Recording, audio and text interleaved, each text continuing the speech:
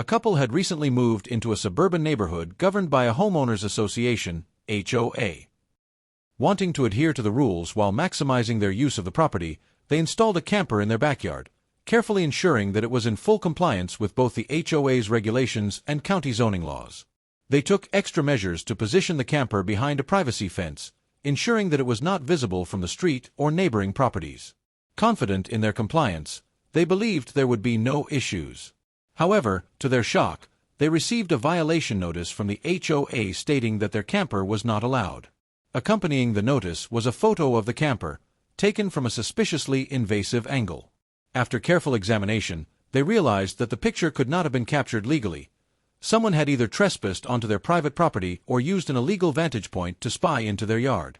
The homeowners, furious at what they considered an unlawful invasion of privacy, immediately sought to understand their rights and how to address the situation. Determined to protect their property and prove the HOA's misconduct, the homeowners installed security cameras around their yard. It wasn't long before their suspicions were confirmed. The cameras captured HOA agents entering their property without permission, actively seeking to document supposed violations. Armed with clear evidence of trespassing, the homeowners filed a police report and posted "No Trespassing" signs around their property, making it unmistakably clear that any unauthorized entry would be considered illegal. However, the HOA did not back down. Instead, they doubled down on their efforts, issuing a second violation notice, this time claiming that the homeowners had extended their driveway without approval. This accusation was not only false, but it was also a transparent attempt to assert dominance after their initial violation notice had been exposed as unlawful. The homeowners, undeterred, prepared to take legal action against the HOA, making it clear that they would not tolerate harassment, false allegations, or unlawful survey. In response to the HOA's continued harassment, the homeowners drafted a formal letter citing their state's trespassing laws, property defense statutes, and even local gun laws. While they never made any direct threats, they carefully worded the letter to emphasize that they had every legal right to protect their private property from intrusions, whether by enforcing no trespassing laws or by exercising their right to self-defense if their home security was compromised. This letter sent shockwaves through the HOA board, forcing them to reconsider their aggressive approach. Shortly thereafter, the homeowners received an official retraction of both violation notices, which were dismissed as an administrative error. Adding to the spectacle, the HOA president personally visited the homeowners, attempting to smooth things over and reassure them that there would be no further issues. While the homeowners remained polite, they made it clear that they would be monitoring any future HOA actions closely and would not hesitate to pursue legal recourse if necessary. News of the confrontation spread quickly throughout the neighborhood, sparking debates among the other homeowners. Some neighbors fully supported the homeowners, agreeing that the HOA had overstepped its boundaries and needed to be held accountable. Others, however, questioned whether the homeowners' reference to gun laws had been excessive, arguing that it may have escalated the situation unnecessarily. Regardless of differing opinions, the ultimate outcome was undeniable. The HOA had backed down, the homeowners had not been fined, and any further trespassing by HOA agents had been effectively deterred. The homeowners stood by their decision, believing that their actions had set an important precedent. The HOA could not arbitrarily enforce rules through unlawful surveillance and intimidation tactics. With the conflict resolved, the couple was able to enjoy their home in peace, knowing that they had successfully defended their rights and property against an overreaching homeowners association. Not long after this incident, a shocking scandal erupted within the same neighborhood, one that exposed the depths of corruption within the HOA. A different homeowner, while reviewing property records for an unrelated legal matter, made a startling discovery. The HOA president had illegally listed himself as the owner of multiple properties within the neighborhood, including homes that clearly belonged to other residents.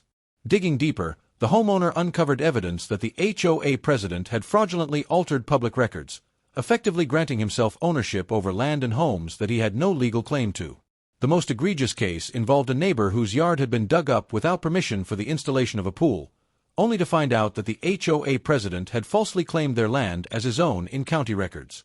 As more homeowners came forward with similar experiences, it became clear that this was not an isolated incident but a widespread scheme orchestrated by the HOA president to exploit loopholes and seize control over valuable neighborhood properties.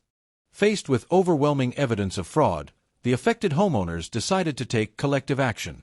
They hired an experienced real estate attorney to investigate the extent of the HOA president's property manipulations. The attorney quickly uncovered a pattern of fraudulent activities spanning several years, during which the president had exploited weaknesses in the local property registration system to alter ownership records. Even more shocking, a background check revealed that the HOA president had prior convictions related to financial crimes, something that had gone unnoticed when he was elected to lead the association. As word spread, more homeowners came forward with concerns, prompting a full legal review of the HOA's actions. Under mounting legal pressure, the corrupt president attempted to defend himself, claiming the changes were clerical errors. However, the evidence was undeniable. With formal complaints filed and multiple lawsuits pending, the HOA board was forced to confront the reality that their leadership had been compromised by criminal activity. The scandal quickly escalated to law enforcement involvement. Local authorities launched an official investigation, revealing that the HOA president had not only falsified property records but had also collected unauthorized fees from homeowners under the guise of special assessments. These fees, which were meant for neighborhood improvements, had instead been funneled into personal accounts. With clear evidence of fraud, forgery, and embezzlement, the HOA president was arrested and charged with multiple felony counts. Facing prison time and significant fines, he resigned from his position in disgrace. With the leadership void, the remaining HOA board members scrambled to maintain control, but the damage was too great. In a decisive homeowners vote, the community overwhelmingly chose to dismantle the mandatory HOA, instead opting for a voluntary association with limited authority. The move was seen as a major victory for property rights, ensuring that future abuses of power would be far less likely. Once the corrupt HOA president was removed, the focus shifted to repairing the damage he had caused. Homeowners who had been falsely charged illegal fees received full refunds, with additional compensation for those who had been directly affected by fraudulent property claims. The neighbor whose yard had been illegally excavated for a pool was among the first to receive restitution. The pool was removed, and the yard was fully restored at the expense of the HOA's legal settlement fund. Rather than keeping the compensation solely for themselves, the homeowners decided to use a portion of the settlement to create a child-friendly play area for the neighborhood, a symbolic act of reclaiming their community from corruption. This gesture not only improved relations among neighbors but also helped to heal the deep divisions caused by the scandal. The entire ordeal had been a painful experience, but it ultimately resulted in a stronger, more transparent, and more homeowner-friendly community. As the legal battles unfolded, investigative journalists and concerned residents began digging into the deeper systemic failures that had allowed the fraud to go undetected for so long. Town hall records revealed alarming loopholes in property documentation procedures, allowing bad actors to exploit outdated systems with minimal oversight. In response to public outcry, city officials launched a comprehensive review of real estate record-keeping practices, proposing several new measures to prevent future fraud. These included stricter verification processes, digital record security enhancements, and independent audits of HOA activities. The case had exposed not only the corruption within one neighborhood, but also the broader vulnerabilities in property governance. While frustrating for many, the ordeal served as a catalyst for meaningful change, ensuring that future homeowners would be better protected from similar scams. The HOA president's downfall had sent a clear message: unchecked power and fraudulent activities would no longer be tolerated in the community. The repercussions of the scandal extended far beyond the neighborhood itself. Legal experts cited the case as an example of why tighter oversight was needed for homeowners associations nationwide. Several local politicians, sensing an opportunity for reform, proposed state-level legislation to introduce stricter regulations on HOA governance. Meanwhile, other neighborhoods across the county began scrutinizing their own HOAs, uncovering instances of financial mismanagement and abuse of power. Homeowners who had once felt powerless against overreaching associations were now emboldened, armed with the knowledge that they had legal recourse if their rights were violated. The case also reinforced the importance of homeowners actively participating in their associations rather than blindly trusting board members. In the end, what had started as an individual homeowner's discovery of fraudulent property claims had sparked a movement, proving that accountability, legal action, and community solidarity could dismantle even the most entrenched corruption.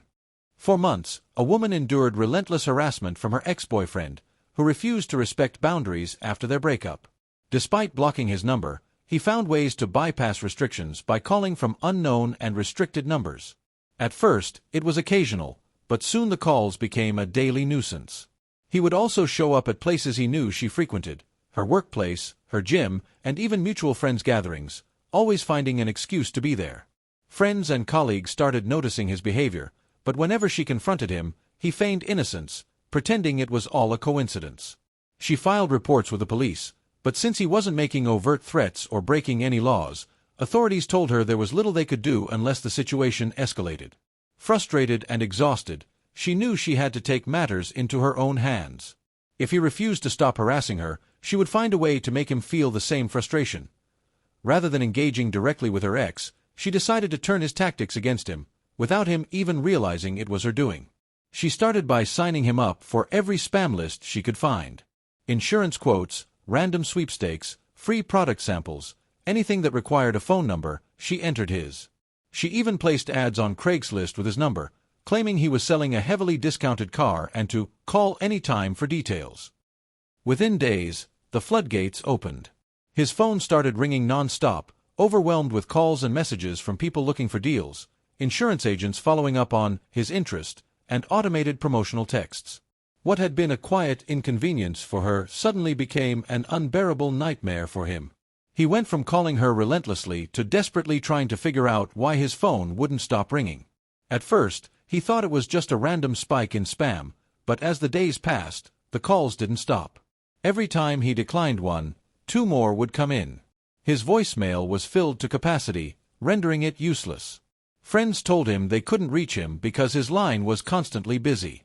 He tried changing his number, but the cycle repeated when she found out through mutual connections and updated her strategy. Eventually, he started complaining to their shared friends about the bizarre phone harassment he was experiencing, saying it was driving him insane. Ironically, some of the very people he had been bothering with questions about her were now getting a taste of how persistent and annoying he could be. The once confident and controlling ex was suddenly feeling completely out of control, unable to escape the avalanche of digital noise overwhelming his life. When he finally confronted her, frustrated and desperate, he accused her of somehow being responsible. She feigned complete innocence, acting surprised and even offering sympathy for his bad luck. Playing the long game, she even suggested he check if someone had mistakenly signed him up for things online, subtly planting the idea that he had simply been unlucky. Left with no proof, he had no choice but to accept that the universe had seemingly turned against him. Over time, his attempts to contact her dwindled, not because he suddenly respected her boundaries, but because he was too busy dealing with a never-ending flood of phone calls. The tables had completely turned. He was now the one living in constant frustration, unable to escape a problem he once delighted in causing for her. The entire ordeal became an inside joke among her close friends. While some believed revenge wasn't the best approach, most agreed it was a poetic form of justice. She had managed to teach him a lesson without breaking any laws or engaging in direct confrontation. More importantly, the experience forced him to reflect on his own behavior. If he had found her original blocking and avoidance frustrating, he now understood what it felt like to be truly unable to escape something unwanted. While he may never have admitted his wrongdoing outright, the harassment stopped entirely. No more calls, no more sudden appearances, just silence. In the end, she proved that sometimes the best way to fight back isn't with anger or escalation, but by letting the other person drown in their own behavior until they finally realize how miserable it feels. Even after the harassment stopped, the effects of her plan lingered. Word had spread among mutual friends and acquaintances about his mysterious spam problem, and though she never admitted to orchestrating it, a few close friends suspected the truth. They found it hilarious that someone who had spent so much time making her uncomfortable was now suffering from an endless barrage of phone calls and messages. What made it even better was that there was no way for him to prove she was behind it. His only option was to endure the frustration or change his number yet again, something that would be a major inconvenience for him. For her, the best part was that she hadn't had to resort to any illegal or aggressive actions. Instead, she had simply used the tools available online to create a situation where his own persistence had come back to haunt him. The irony was too perfect. He had been obsessed with keeping in contact with her, but now, it was the world that wouldn't leave him alone. For months, she had lived with the stress of knowing he could pop up at any moment, calling from blocked numbers, showing up at her job, or finding excuses to insert himself into her life. But after her subtle act of revenge, she felt a newfound sense of control.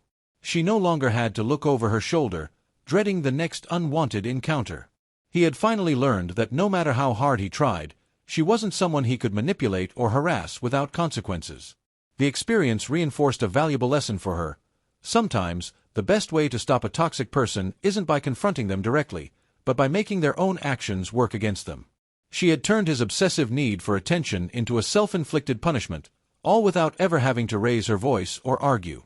The sense of empowerment she gained from this was something she carried forward in her life, knowing she had the intelligence and creativity to protect herself in ways that didn't rely on others stepping in to. As time passed, she thought about the nature of justice. Was what she did truly revenge, or was it simply a way of balancing the scales? He had spent months making her feel trapped and frustrated, and all she had done was ensure he got a taste of his own medicine. The difference was that she never stalked him, never threatened him, and never put him in danger.